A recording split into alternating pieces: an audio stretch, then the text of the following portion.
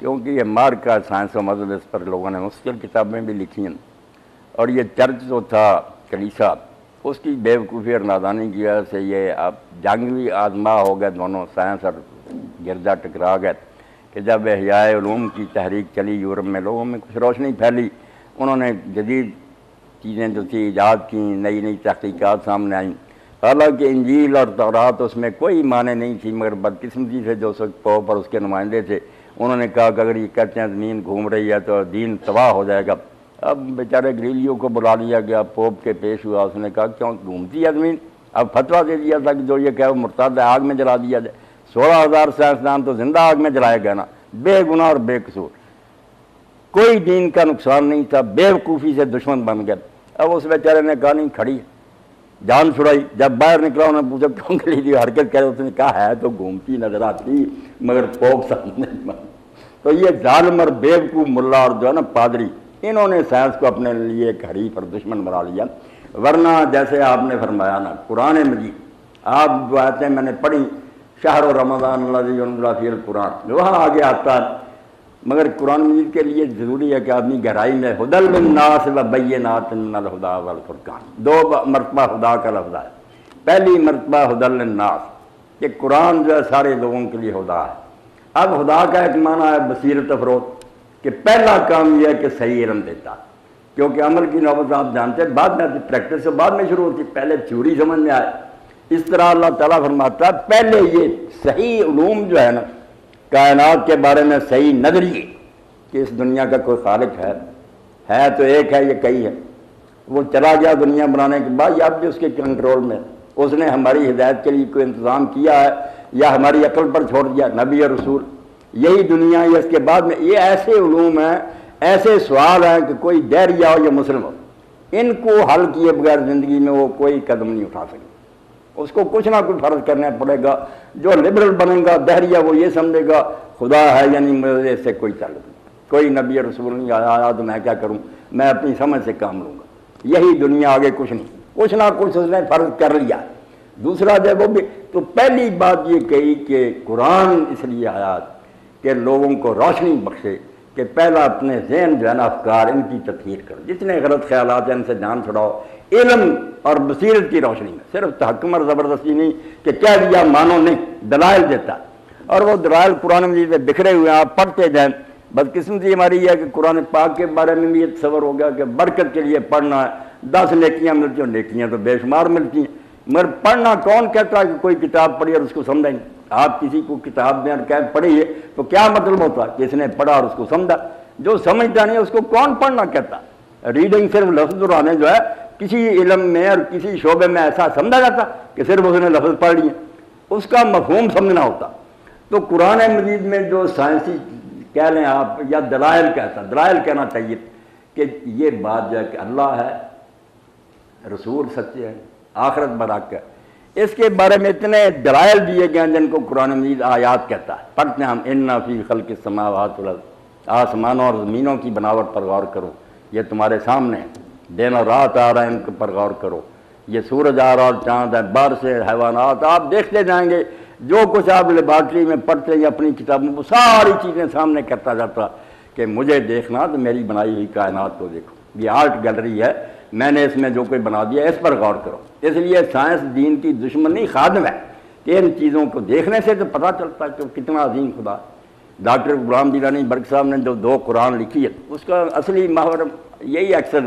کچھ غلطیاں بھی ہیں مگر بات یہی سمجھائی ہے کہ ایک قرآن کتاب کی شکل میں ہے، یہ اللہ کا قول ہے، ایک قرآن گرد پھیلا ہوا میرے اندر اور باہر جو اس نے کام کیے ہیں وہ فعل ہے اس کا۔ اللہ کا قول اور فعل آپس میں ٹکرا نہیں سکتے کہ ادھر بات کچھ کیا کرے کچھ نہیں، جو کچھ وہ کر رہا ہے کائنات میں وہ سائنس ہے، اس کا مشاہدہ کرنے سے اس کے قول کی تصدیق ہوتی ہے۔ جو باتیں کہہ رہا میں ایک ہی پتہ چلتا جاتا ہے کہ یار یہ وحدانیت نظام ہے، اگر کئی لوگوں کا ارادہ اس میں شامل ہو جائے جس میں تباہی ہو جائے، عرش عظیم سے لے کر تحت صراط تک جو نہیں بالکل وحدت نظر آتی ہے کہ ایک کا ارادہ ہے جو سارے پرزوں کو ہلا رہا۔ تو اللہ تعالیٰ دلائل کے ذریعے منوانا چاہتا ہے۔ یہ دلائل کا حصہ ایسا ہے کہ اس کو سمجھے بغیر نہ خود قرآن پر یقین بھی نہیں پیدا ہو سکتا۔ آدمی رسمی طور پر مانے گا کہ میں مسلمان کے گھر ہوں، مگر ایک صاحب علم آدمی کبھی نہیں مان سکتا کہ دین جو کہہ رہا برحق ہے، وہ اس وقت ہی مانے گا جب اللہ تعالیٰ کے کیے ہوئے کام دوئین کا مطالعہ کرے گا۔ یہی سائنس۔ اس پر ایک بڑی پیاری کتاب میرے دوست سے آپ کے شعبہ کی تھے،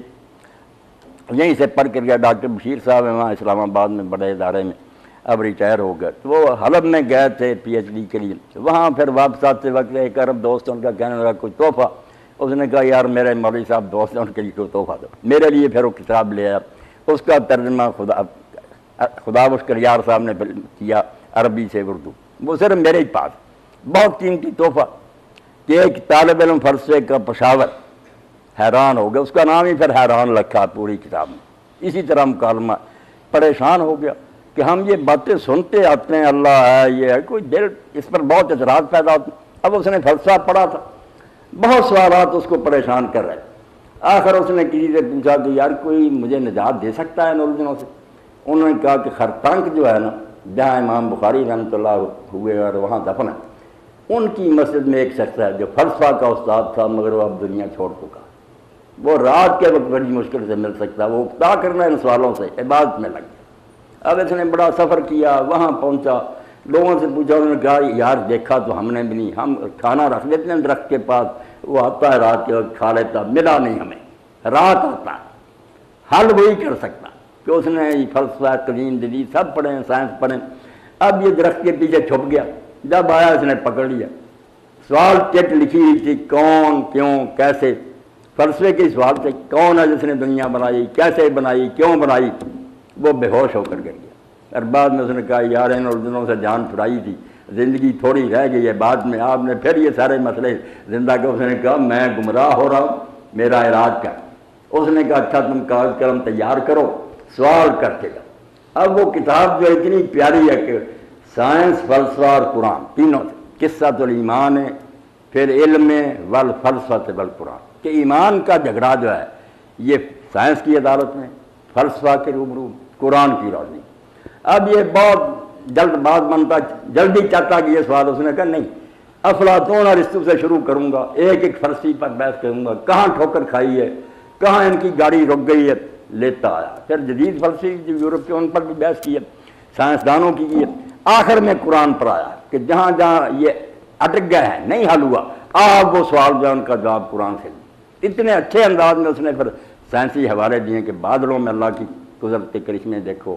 سمندر میں دیکھو، پہاڑوں میں دیکھو، پھر نظر آتا ہے کہ قرآن جو بتاتا ہے نا کہ ہر شے میں خدا کی نشانیاں،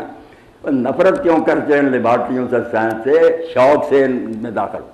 تو وہ کتاب۔ اور اسی طرح مصر کے ایک عالم نے اللہ والکون، اللہ اور کائنات، تو یہ کائنات جو ہے یہ اللہ کی بنائی ہے، نفرت کی چیز نہیں، دیکھنے کی چیز ہے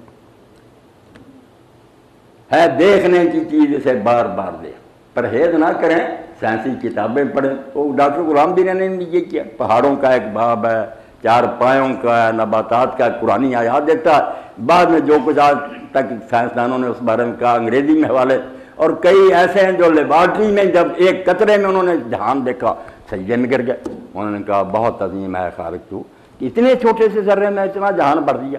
تو یہ نفرت کی چیز نہیں، یقین جانے ہدل للناس، جو اللہ نے کہا پہلا کام قرآن کا یہ ہے کہ وہ افکار کی تطہیر کرے گا، ذہنوں میں جو غلط خیالات ہیں صاف کرے گا اور تمہیں روشنی دے گا، یہ حاصل ہوتی ہے سائنس اور فلسفہ میں۔ آگے جو کہا وہ بینات من الہدیٰ،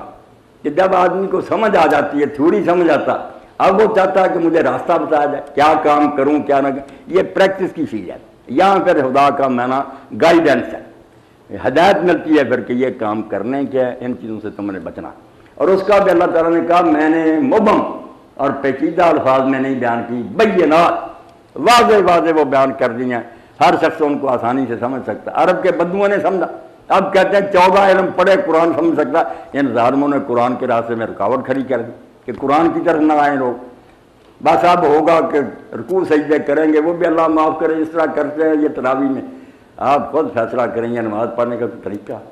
کہ لوگ ڈھونڈتے پھرتے ہیں کہ وہ کون سی مسجد ہے جس میں جلدی سلام پھرتا ہو، توبہ توبہ، کلام اللہ کا یہ ادب کر رہے ہو، اس کی بجائے تم نہ ہی پڑھتے، نفلی نماز تھی، پڑھتے اور گناہ کرتے ہو۔ اللہ کے رسول کے سامنے 3 مرتبہ ایک شخص نے نماز پڑھی، آپ نے بولا ارجع فصلی فإنک لم تصلی، جا کر دوبارہ نماز پڑھ، تو نے نماز نہیں پڑھی۔ تو نماز بیشک 2 رکعتیں آپ پڑھ لیں، کو آپ سکون سے پڑھیں، آرام سے پڑھیں، اور قرآن جو ہے اس کو سمجھنے کی کوشش کریں۔ تو فرمایا یہ بینات ہیں